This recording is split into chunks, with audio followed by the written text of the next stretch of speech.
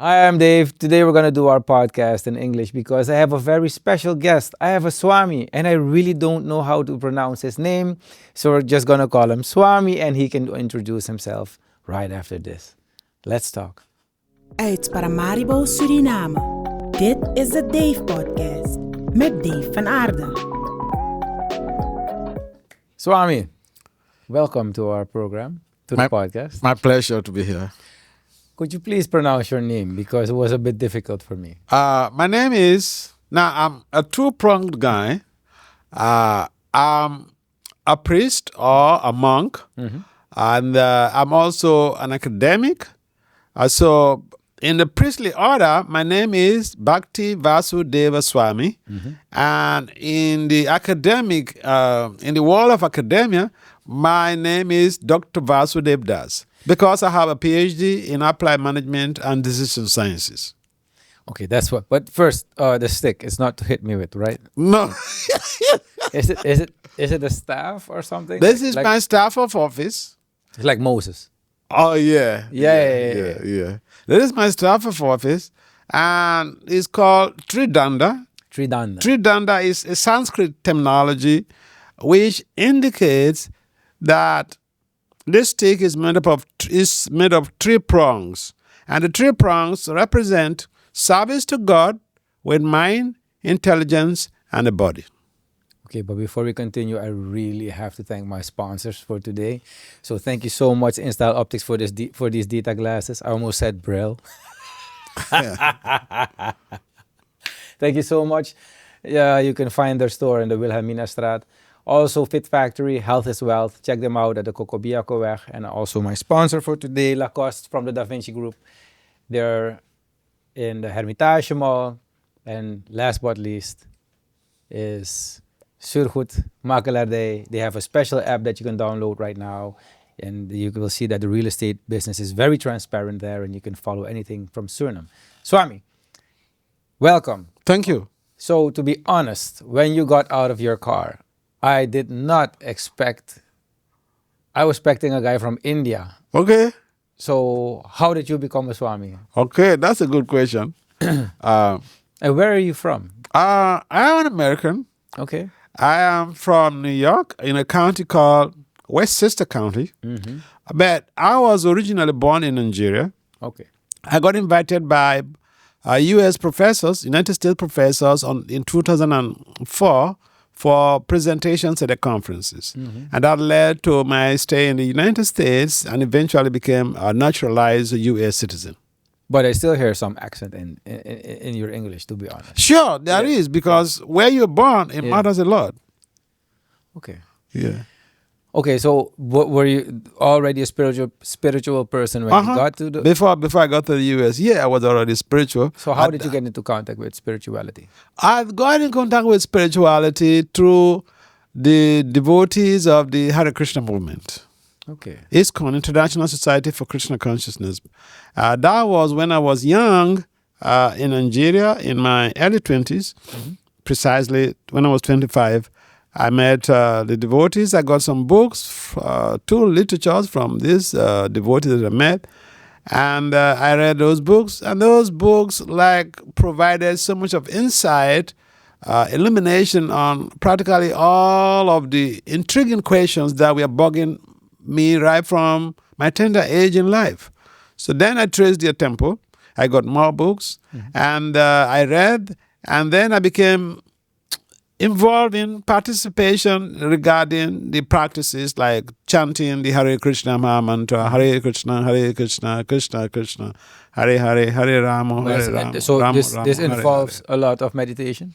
Not a lot of meditation. It's just we give a little time out of the 24 hours to this type of meditation, and it keeps you going for the whole day. And what does the Hare Krishna, Hare Rama, what does it mean? I can explain. Krishna means the all-attractive Supreme Personality of Godhead. Rama means the reservoir of all pleasure. And Hare is indicating the devotional energy of God.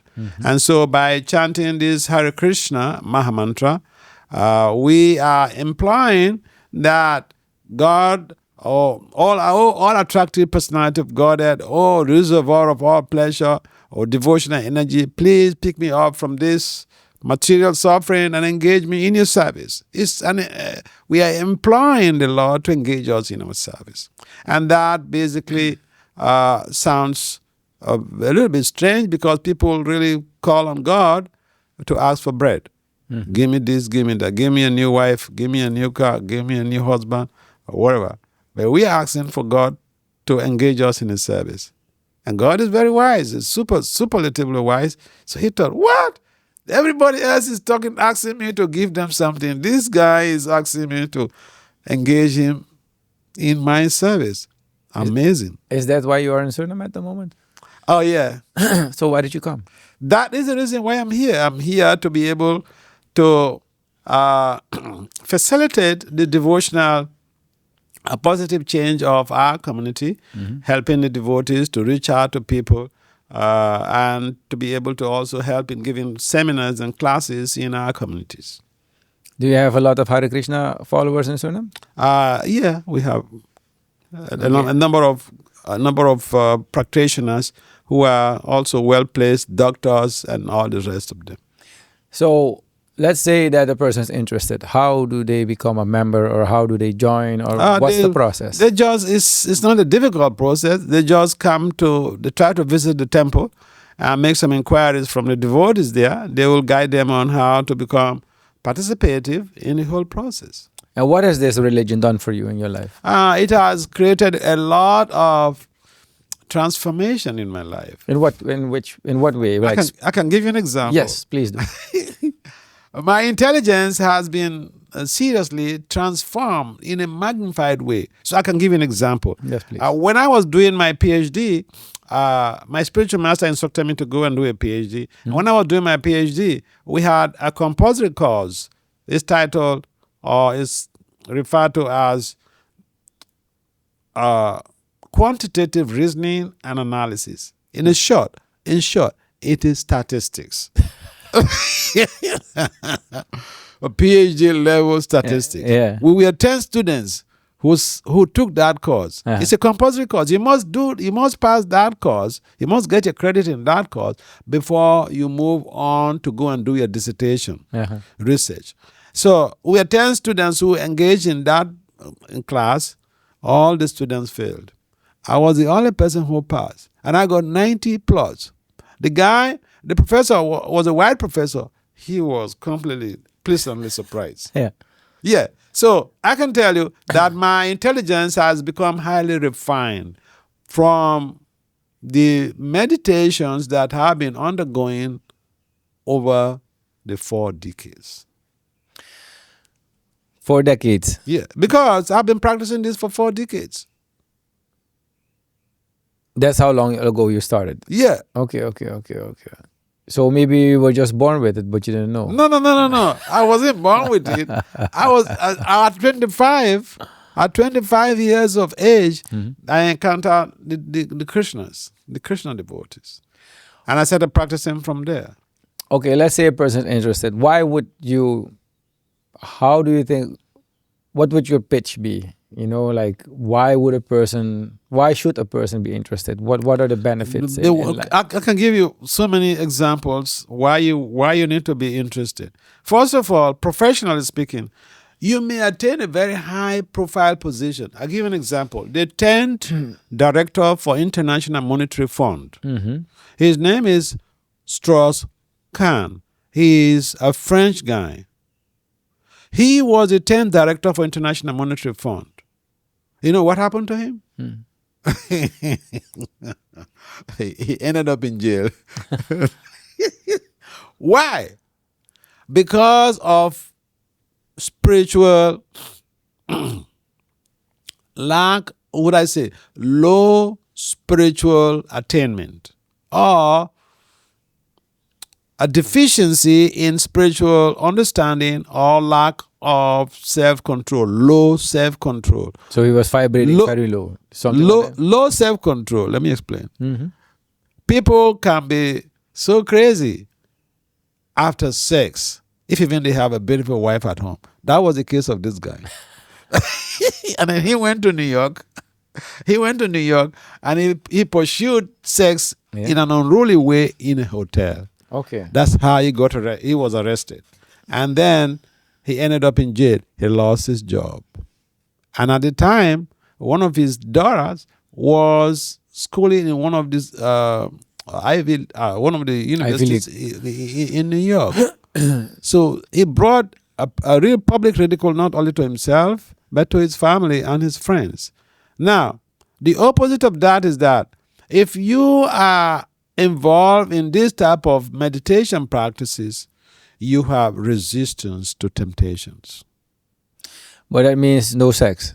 No. I just gave it as an example. But I'm asking to be To be precise. Yes. No, we encourage our members to have sex, but not this type of no prostitution. Yeah, you have a woman at home, and then you're going to pursue. Yeah, it's lust. Yeah, exactly. Yes. We try to encourage people to purify the lust, to turn the lust into love instead of pursuing the lust. It has caused. Look, one of New York's ex-governor, Cuomo, he was vying for mayorship recently, but he lost to the other guy. You know how he lost his job? Cuomo, that was one governor in New York I loved so much during the COVID. Yes. He worked so hard. But you know how he lost his job? There were reports that sprang up all over the place in his office that he was sexually, molesting his workers. His brother's also from a very big TV station, I think, from CNN. Yeah, I know. Yeah, that's the one you're talking about. No. Cuomo, the ex-governor. Yeah, no, but I say his brother. Yeah. His brother is also a very big public relations guy. I know who you're talking about. Yeah. So, Cuomo, the only option that the state legislature gave to him was either he resigns or they will impeach him. So he resigned. He lost his job. But that's the number one. It's the number one way for a guy in power to lose powers. Yeah, what they send a bombshell. Usually, He said it's the number one way. It's the number one way. They always send a beautiful woman to not send a beautiful woman. This we are his, his workers. No. I mean, if you want, I was going to. I understand. If you want to. I want to say a bad word, so I'm trying to speak around it. But if you want to help someone get a lot of problems, that's the way with a woman. Oh, yeah. If you want to take out your competition. So, but then, people should be regulated in terms of their sensory perception so that they don't become carried away by the externals. And we from the observations or from research studies, it shows that engaging in this type of meditation gives someone also high mental stability. Before we go into the meditation, I always ask what's on my mind. What is this sign that you have on your face? What's the is it paint? What is it? This is called a tilak. This is a particular clay from the holy places in India where Lord Krishna performed his wonderful pastimes. And the marking basically is a V. Is indicating Lord Vishnu. Lord Vishnu is an expansion of Lord Krishna, the Supreme Lord. And so we put this mark on our forehead to indicate that this head is a symbol of dedication to the service of Lord Vishnu or to God. Okay, and do you have to put it every day or leave it, or is it for the priests, they put it every day. Okay. Because it's part of a purificatory system. So how does a person who is from your religion, how does your day start? How did the day start? Yeah. What do you have certain? How do you call that? Do you have to pray every day, meditate? At this start at the moment, I still don't know exactly what is happening. Start with every other person, except that we add prayers to God as the beginning phase, in the beginning phase of our day. Yeah. So we pray to God every day before we go out. We entrust our daily activities into the hands of God to help us navigate the day.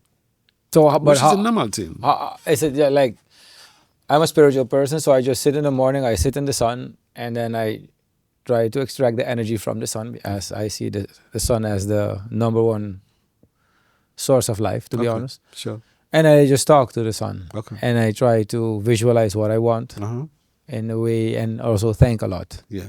Gratitude. Sure. So how was your process? Is it the same? Our process. I see you picking a lot of flowers, maybe. Yeah, our process involves, like, in the morning when we wake up, what we do, we take a shower, and then we do this chanting. We use this rosary, these beads, for this chanting. These beads, it has 108 seeds in it, and we use these beads for our daily meditation. We start with the first one here, Hare Krishna, Krishna Krishna, Hare Hare, Hare Rama, Rama Rama, Hare Hare. Then we go to the next one. I mean, it's like where the Muslims do their chanting and the Catholics do their chanting on rosary. We use rosary. 100 and how many? 108. So you have to say it 108 times. Yeah. Just to start. It's not something that it's not a must for a beginner. But by practicing, I mean, for those of us who have been practicing for decades, this is what we do. And easily we do this. But why the number 108? Because in numerology, it's a 9. 108 is very significant in the Vedic astrological culture, because it represents those the best devotees of God. Okay, because in numerology, it's a 9. Yeah. And that's also the stable number. So that's why I wanted numerology and the Vedic astrology, they're a little bit different. They are in the same family, but they are a little bit different. And how much do you start with a chant like this? You start with 10 per day, 9? No. For me, in the beginning, I started chanting, like, at least I go through one round every time I pick up the beads. In fact, in the beginning, I was very serious about this whole process. And that's every day? Yeah. How many times a day? How many times? It's based on the individual capacity, what an individual wants, and how they want to expedite their spiritual progression. But the important thing is that we allow the individual to utilize whatever time that's available at their disposal to be able to do the initial meditation. If they are deriving some benefit, they can make some progress. They can keep increasing, because there is no limit to how much we can associate with God. And these names are the sound vibrations of God. Many churches have like saints or Messiah. So does your religion have that also? We have what we call, we have our founder Acharya. Founder Acharya is the person who came to the West, who came to Western countries to establish this International Society for Krishna Consciousness. His name is Srila A.C. Bhakti Vedanta Swami Prabhupada. He was born in Kolkata.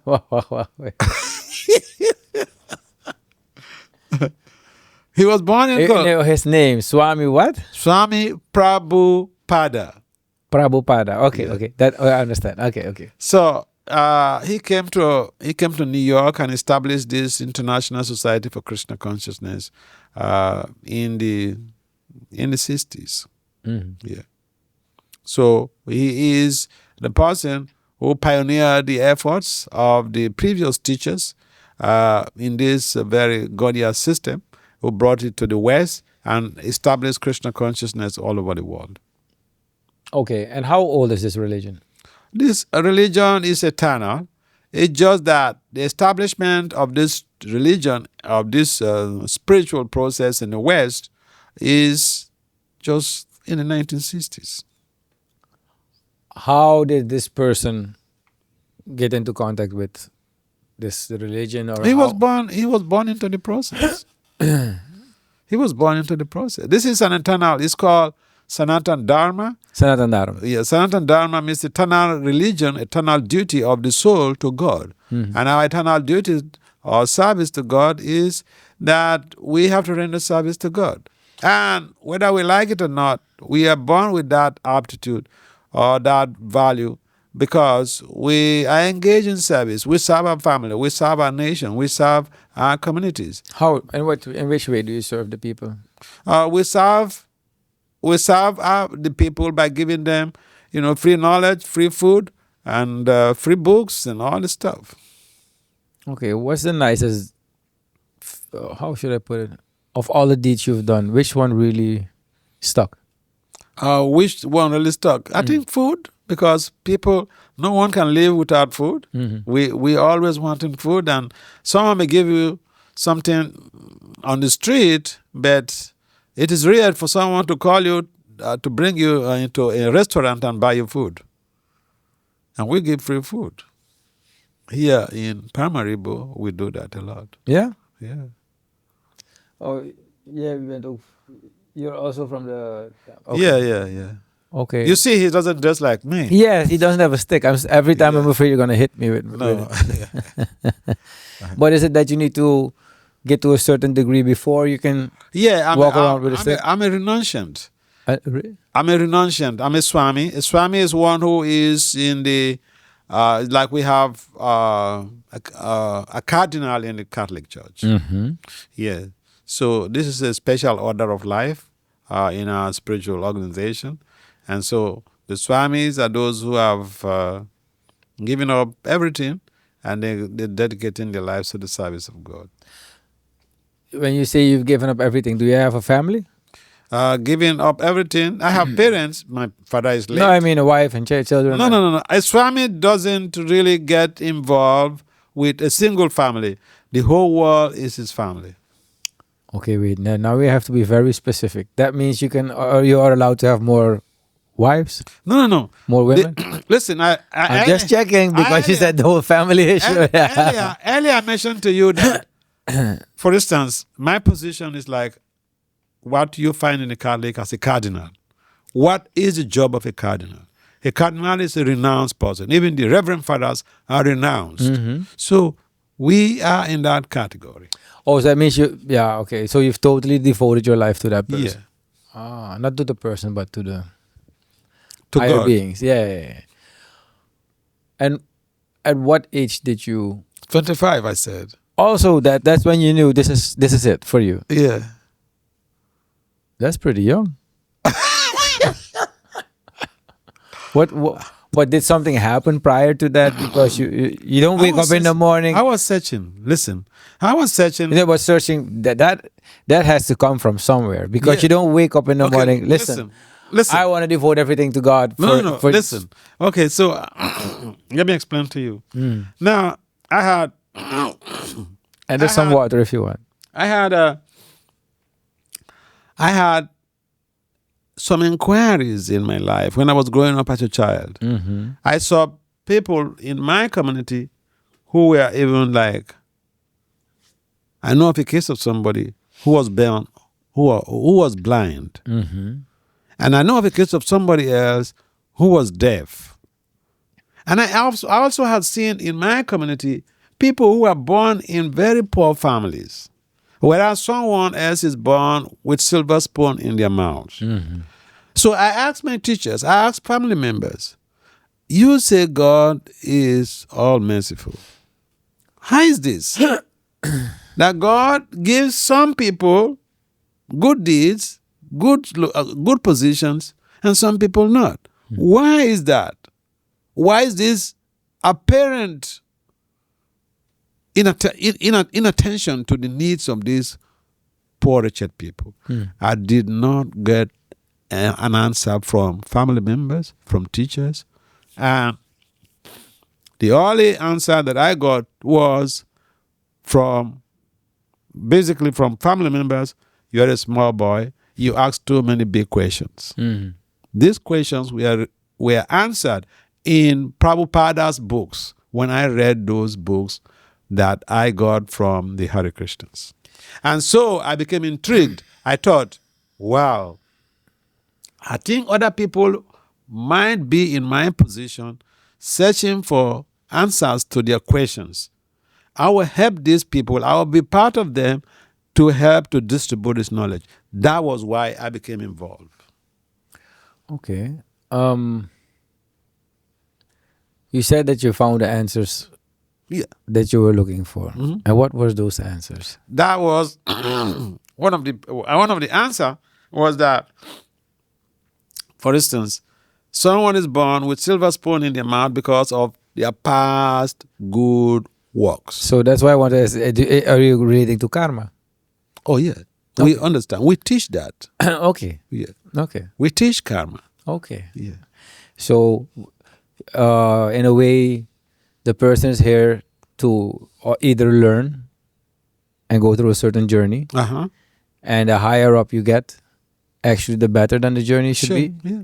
And is that why, for example, when people are born what we call handicaps in the West, they're actually seen as special beings in India, for example. Is that also with the Hare Krishna? Oh, of course, yeah. Because if someone is handicapped, or for instance, someone is born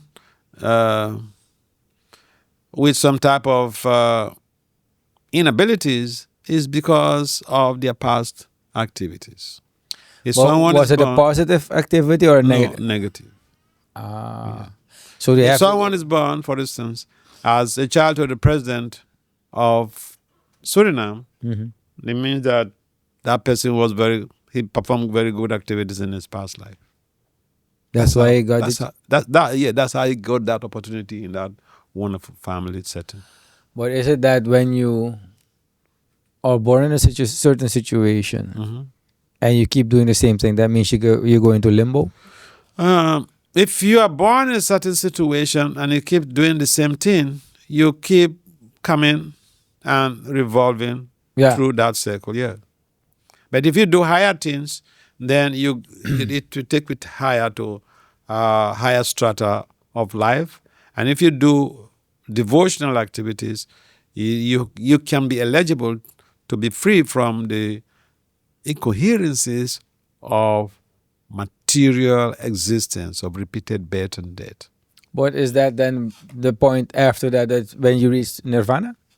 Nirvana is a part of a process where people have this conception that you merge into the Brahman. Now, that is called nirvana. But that is something that we as members of the Gaudiya Vaishnava tradition, we see as a spiritual suicide. Spiritual suicide. Yeah, because the point is that you can be in a state of inactivity forever. The soul is characterized by bliss, knowledge, and eternity. So we are always active. The soul is always active. Nirvana means merging into inactivity. And therefore, yes, you may remain there for some time, but by dint of the nature of the soul, you want activity. The soul wants activities, and then it falls down to the heavenly planets to engage in activities. So is it that you see? That's a good. You are very well grounded in spirituality. That's good of you. Thank you. So, thank you. I wanted to know, so is it more like you go back to the source?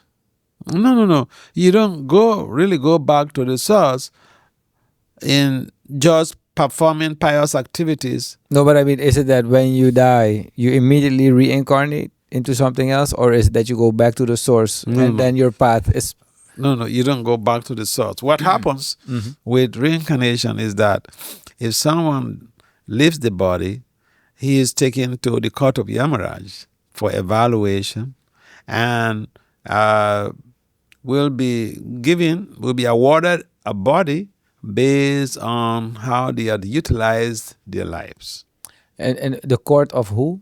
Okay, that is the Universal Court of Justice. It's called the presiding judge is called Yama Raja. Raja means king. Yama Raja. Yama means deaf.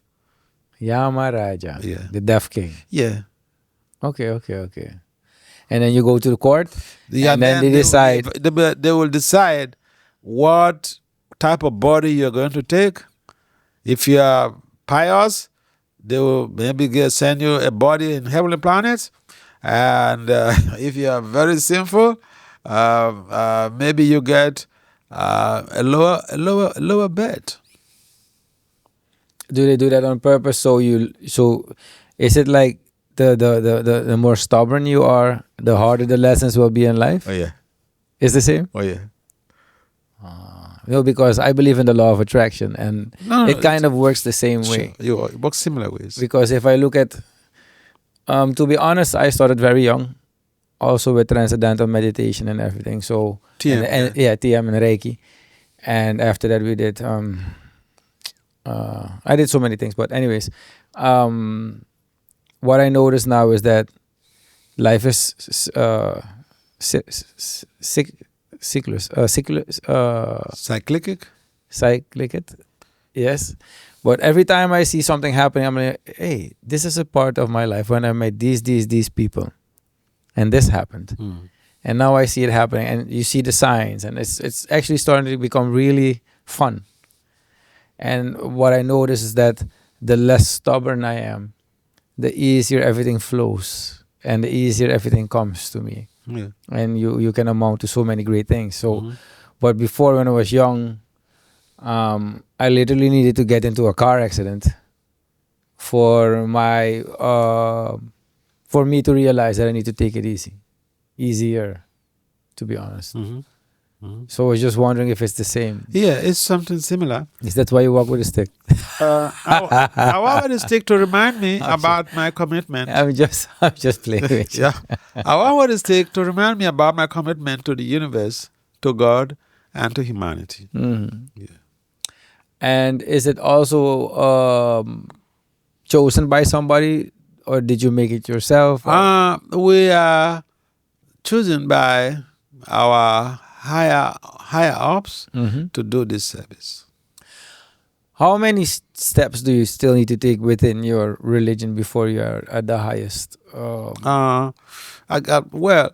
They basically say there is the brahmachari life. Brahmachari life means the student life, and you're supposed to be regulated and effectively managing your time, because time is God's word. And after studying and practicing, one may choose to get married. And when you get married, after having the good life, and you prepare again to go back to full-time spirituality, and then you take to this what we call the vanaprastha, and then after when you are in the vanaprastha for some time, you take to this order of life, renounce life. This is the final stage of your journey in this world. And if you are on this stage and you are helping to be able to propagate the message of Godhead, and also embarking seriously on your own purification and helping others. For instance, I have the commitment of going around, and I just, before I came to Suriname, I was in Guyana. Before I came to Guyana, I was in Europe to 10 different countries in 5 months. So I've been traveling around and helping to teach people about how to become free from the anxieties of this material world, how to become more focused on God consciousness, and how to integrate spiritual practices with professional development. And so what happens is that when you come to the renounced order of life, this sannyas or the Swami stage, your duty is to go around helping to teach this message. And by the grace of God, you are going to be able to leave everything behind at the end of this life and be able to go back to the kingdom of God. But so these are the stages. Yes. Brahmachari, Grihastha, Vanaprastha, and Sannyas. 4 stages. You asked about these levels. Yeah. How do you look at death? I find it fun. You find fun. Yeah. In which way? Please do explain. Because So you're not scared of death or dying or whatever? no, I'm not, because I'm ready. I'm ready to die even right now. Okay, don't, because I then have to clean up. But You see, the problem that why people are afraid of death is that they don't know what is beyond. okay, I can relate to that in a way. Because if you are in your home and then you get you're just walking on the street and then people come to capture you and say, hey, enter this car, we're taking you out. We're taking you to somewhere. You don't know where you're going, you'll be scared. But if your friends come and then they stop by and they say, hey, guy, come, we have to leave now. You're going to some place, you know where you're going. You'll not be scared. Death is also like that. Yeah, but what if it's just over? Well, if it's over, you're prepared for it. You're prepared for it. See, the whole idea of spirituality is to prepare us for death. Mm-hmm. Okay, but how does it affect you when somebody you love dies? Well, we have emotions. And so we feel disturbed that there is some separation. But the higher understanding is that the person has not actually ceased to exist. Yeah, but how do you cope with it? Let's say we cope with it with that higher understanding. Basic coping mechanism is to have that higher understanding that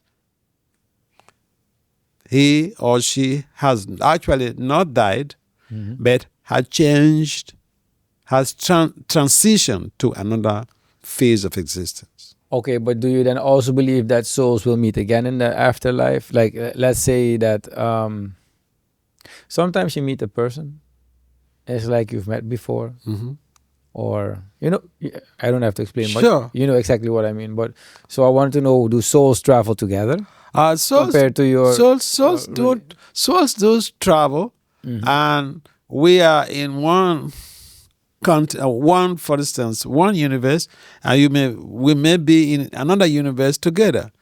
Of course, yeah. But then the point is that this whole cosmic creation is all about movement of souls, and from one universe to the other, or one planet to the other. So you believe that there are more dimensions? Oh, yeah. It's How not a many question dimensions? of... There are many, multitude 13 of dimensions. or 12? There are multitude of dimensions. How do you know for certain? It is there in this information. I'm not making it up. It is there. It is there. It's not that I haven't heard of it before. That's why I'm asking these questions. I don't think you expected these questions. It's there in the... See, each time you buy an electronic gasket, you are given a manual. This universe or the cosmic creation is also like electronic gasket.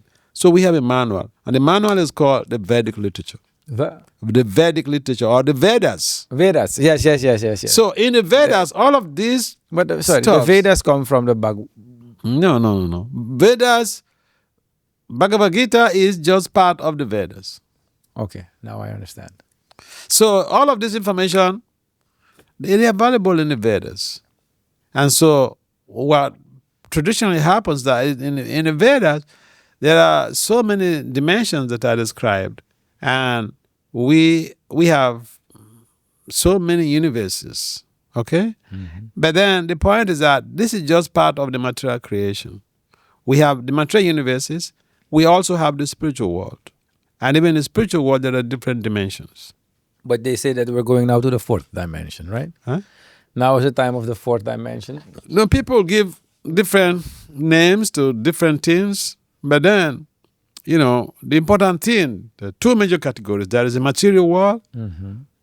made up of material universes, and there is the spiritual world, which, as spiritualists, we understand that is the only place we can have all of our anxieties completely run down to zero. Otherwise, if you're living in a material world and we are thinking things are going to be packed tomorrow, we are not sure, because the material world is made in such a situation that we can encounter the most unexpected at any time.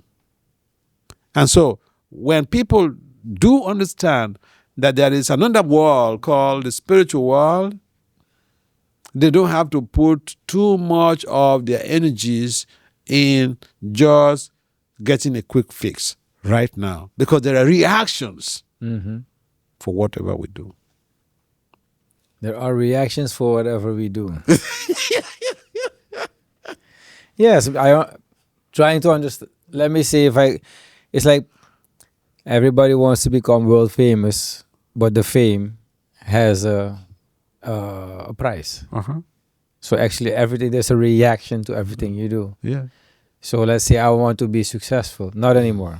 I used to want to be. Now I just want to have a great life, because success means a lot of stress and endurance before you get there. Uh-huh. So I always said I want to be successful, and you get so many tests in life. So I just hope to reach my point very smoothly. Okay. But I forgot what I was saying. I lost the train of thought. You said what the yeah, the reaction. That's what I want. Because then you put so much time into becoming successful that you forget your children, for example, to raise. My oldest child didn't see me that much. Is that what you mean? That everything has like a yin and yang, something like that? See, when I say reactions, it implies that if you throw a ball to the wall, the ball bounces back to you. And so whatever actions we put in place in this universe, we get a feedback. We do good, we get a good feedback. Mm-hmm. We do bad, we get a bad feedback. And that is why there is variegatedness in human society. Someone is born ugly, someone is born wholesome. Someone is born very intelligent, and someone is born so dull-witted. These are due to the fact that we have utilized our energies in different ways, and we are getting different feedbacks. So is it that sometimes I try to understand why certain people who seemingly have lived a good life, Right? who seemingly, Why bad things happen to good people? yeah, who seemingly have a good, because I think that we all internally think that we are good because many people don't look in the mirror. Uh-huh. So they don't look at their own actions. So that's why I'm saying seemingly good person. So apparently, yes. So I want to know, why does it happen? Or do you say that something really... It's a common question in spirituality. Why bad things happen to good people? Yeah. In fact, there was one Massachusetts rabbi who had a child, and the child was infected with progeria. Progeria is a disease that brings an old age to the person within a very short time. Okay. Yeah, It's called Progeria. progeria. So they become old real fast. Yeah. Okay. So he had a child, and the child was infected with progeria. And so he's a rabbi, supposedly a holy man. Okay? Yeah. The rabbi are the reverend fathers of the Jews. So he thought, what? I'm a holy guy. Why does this happen to me? He wrote a book titled Why Bad Things Happen to Good People. He thought he was a good guy. And so the book became a bestseller. Yeah. Because, a lot of people have that type of conception. And so there was a lot of speculation in the book because it did not actually have an insight about the universal setting on how we have lived before, and based on our past existence, we are born into particular situations. We get our karma, our retribution, based on past activities. And so, this is a major thing. So your question is very relevant to our everyday life. Now, bad things happen to apparent good people because they have... Apparent good people. Because in their past, they had also done something bad. Not in this life, in their past life. And so, it's like you plant seeds and then they're growing up. Now, when you go to the garden, the ones that you are harvesting now are the ones that perhaps that are ready to be harvested. There are some of them that are not yet ready to be harvested. There are some of them that are like the seed-like state. They have not grown up. And so when they start growing up, and then you say, why? What's wrong with my garden? No, you planted this in your past life. And so now they're growing up, and then you wonder why. So bad things happen to apparent good people because of universal retributive justice, because of what they have done in their past life. How can you free yourself from karma? And it's very simple, through devotion and service to the Supreme Personality of Godhead, Krishna. Okay. Because This is a very good question, okay. because when you come aware of what is All of this stuff. precisely, so let's say I do, that's what I forgot, pranic healing. Okay. With pranic healing, you say you can, let's say you help out a lot of people with, let's say I make medicine. I give a lot of people medicine, and then I say, I would like to exchange this good karma for if any disease were ever to come to me, that you neutralize it. You know what I mean? So you're free from any disease for the future. Okay. It doesn't work like that? No, it doesn't work like that. You get the good. You say you are in a position of resources or helping people. You're helping people. You get some positive feedback. You get helped also in the future. But if you, in the process of helping people, you also hurt somebody, you will also get the feedback. So that is the complication in this world. Even the boss person can get into trouble because they may even make a mistake. Yeah, because let's say if you're a president of a country and you need to kill one person to help the rest, then he's bound to fail. Because in order to have peace, you need a little war. Yeah. But actually, that's not fair. No. You see, the whole ideology of, if people understand the ideology of presidency or ideology of leadership, people will be scared of vying or trying to get into those positions. Somebody told me if you want to be happy, don't become a leader. That is true. That is so true. Because there is karma that comes with that. Now, if you are a leader, you get some of the reactions of the activities of members of your constituency. Of your Of your constituency. const. Members of, say, your community. Okay. Okay. Place you are leading. Mhm. People you are leading. If they get involved in some negative activities, you will also participate in sharing the reactions, the karmic reactions.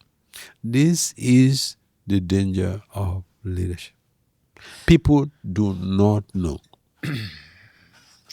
I repeat, people do not know.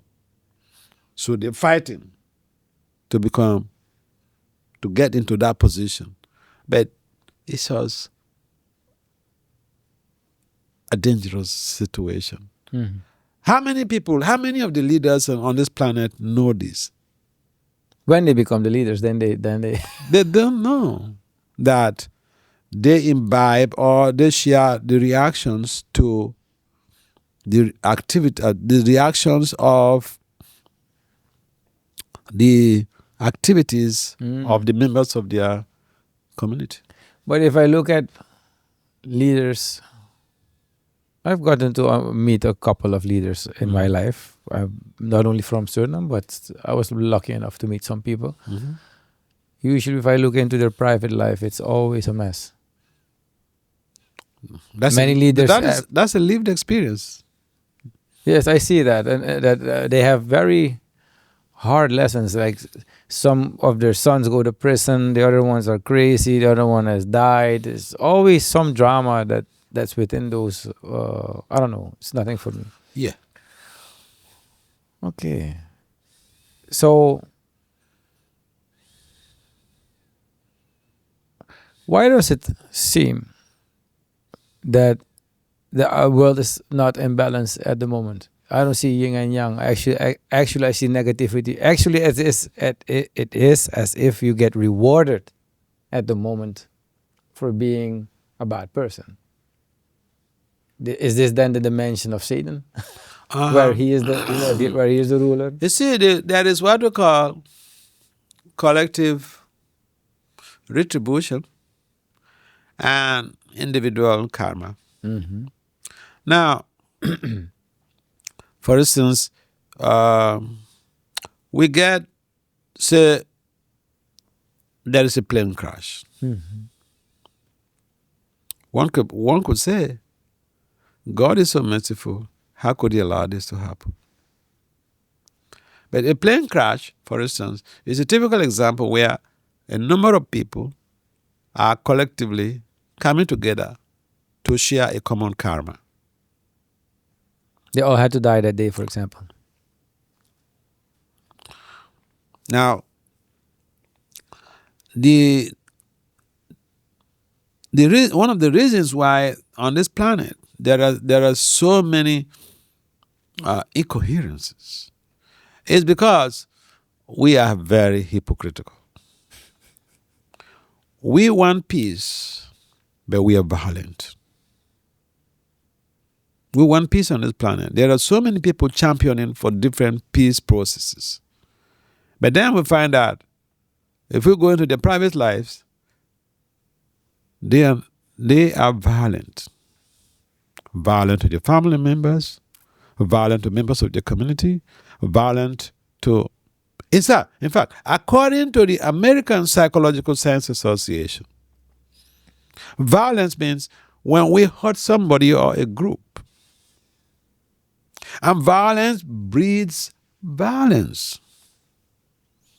Like I mentioned, if you throw a ball to the wall, the ball bounces back to you. So if we are seeking for peace on this planet, and we are not living non-violent life, does that not make us hypocrites? We are hypocrites. That is the terrain of activities right now in most part of the world. People are advocating peace, but they are not leading peaceful lives. Yes, because it's very, how should I say, scary, to be honest. Because if I look at the people who are adored, momentarily are not the people who are the most respected. And actually now they are the most respected. But if you are a gangster or you do illegal activities, those are the people they look up to at the moment. If you look at the musicians that they adore, none of them preach that you should treat a woman with respect. And I'm also a product of this society. So it's a very hard mirror to look into. But if I look into what's happening at the moment, it's like every system now has the worst leaders. It's like you knowingly choose for a person that you know that's not going to do it well, and still you go with it. So that's why I just wonder what's... Yeah. Are we at a tipping point, a spiritual tipping point or something? So to say. You know where I'm going to. So to say, because you see, it's only people who are grounded in spiritual intelligence who want to know this type of stuff. But the general mass of people, they don't really care, you know. They don't really care. They just, for them, you know, their life or what they perceive in society is normal. But no, for you it's not normal. You see something, this is strange. Are we going in the right direction? No. Mm-mm. How many people are like you who think in this way? This is the problem. That we're not introspective. Most of us are not introspective on the planet. We do things haphazardly and we expecting perfect harmony, peace in the global village. It doesn't work like that. We can plant rice and we expecting to harvest pineapples.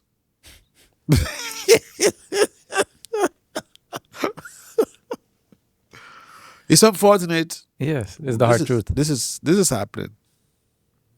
Yeah, I think that there's going to be a very big awakening, a rude awakening, to be honest. I don't know what's going to happen, but what I have noticed is that almost each religion, even the astrologists, astronomers, all say the same thing. Yeah. That this is a new age. Let me put it like that. And Sure. I'm not scared of it because every birth is very violent or it's hurtful. So I expect a lot of things to change real quick, really fast. I think, ulang sabi, Eugene? Okay, is there a message or is there something you would like to add that I forgot to ask you? Yeah.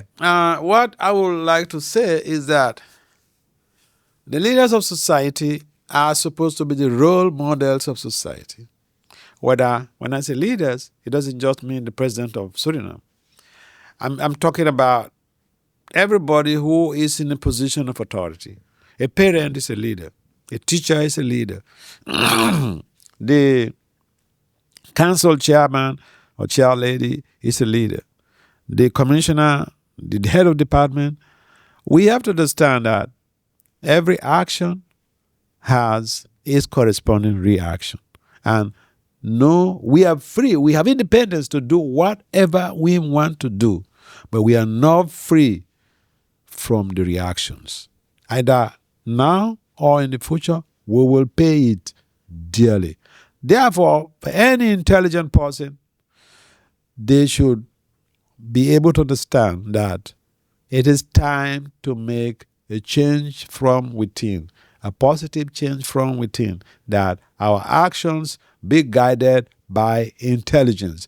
In most cases, our actions are being guided by the whimsy of the mind.